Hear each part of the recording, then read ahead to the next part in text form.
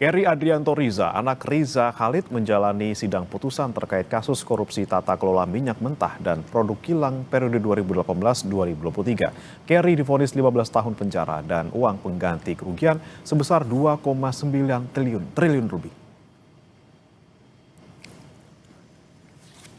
Keri menjalani sidang putusan di Pengadilan Tipikor pada Kamis 26 Februari hingga Jumat dini hari 27 Februari. Dalam sidang ini, Muhammad Keri Adrianto Riza divonis 15 tahun penjara dengan denda 1 miliar rupiah ditambah pidana tambahan berupa uang pengganti kerugian sejumlah 2.905 miliar 420 juta rupiah. Melalui kuasa hukumnya, Keri sebelumnya memohon pada majelis hakim menjatuhkan putusan bebas atau setidaknya lepas dari segala tuntutan hukum.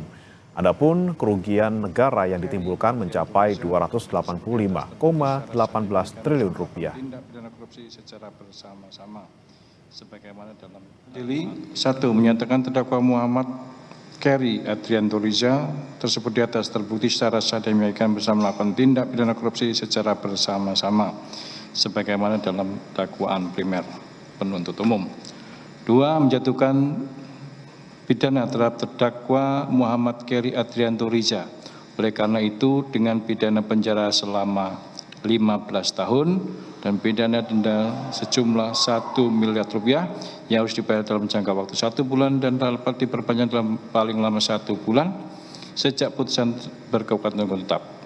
Menetapkan jika pidana denda tidak dibayar dalam jangka waktu yang telah ditentukan, kekayaan atau pendapatan terdakwa dapat disita dan dilelang untuk melunasi pidana denda yang dibayarkan. 4. Dalam hal hasil penyitaan dan pelelangan kekayaan atau pendapatan tidak cukup atau tidak memungkinkan untuk dilaksanakan, pidana denda yang tidak dibayar tersebut diganti dengan pidana penjara selama 190 hari. Menjatuhkan pidana tambahan kepada terdakwa untuk membayar uang pengganti sejumlah 2.905 miliar 420 juta 3.854 rupiah. Anak buron Riza Khalid, Muhammad Keri Adrianto Riza divonis 15 tahun penjara dan uang pengganti kerugian sebesar 2,9 triliun lebih. Hakim menyatakan Keri bersalah dalam kasus korupsi tata kelola minyak mentah.